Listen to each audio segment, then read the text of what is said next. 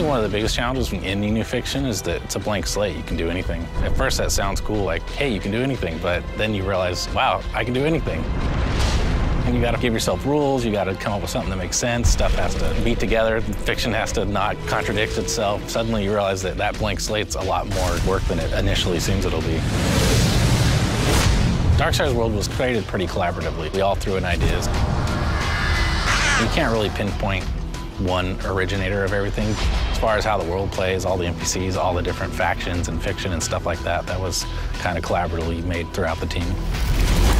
The story of Darksiders is pretty deep, and we haven't actually fully revealed why the apocalypse happened. In a nutshell, you learned that there are forces between heaven and hell that are vying for control of Earth and certain other resources that lie somewhere between the two realms.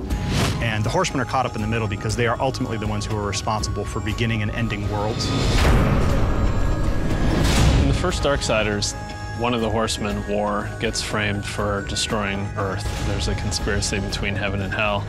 He sort of takes the blame, mankind's wiped out, and then he is stripped of his powers and imprisoned for 100 years. Then he's given a chance to come back and prove his innocence, and he's got to pretty much kill everyone involved.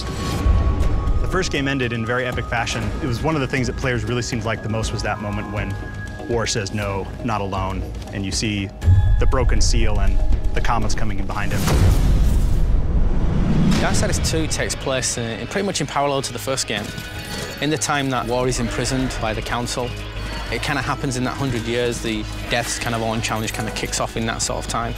Because there's such a conspiracy and we don't know who all the players are, Death doesn't have any chance of proving his brother's innocence. He knows it'll just be covered up, so he just decides to undo the crime. I think the thing that Death finds through this whole trip is redemption. I mean, he's carrying a big weight on his shoulders all the way through the game, and, you know, it's kind of revealed to the player what sort of weight that he's actually carrying with him, both physically and mentally. The hardest part was getting it to the point where we knew we were making something special, but once we got there, we were off to the races. We knew it was going to be good.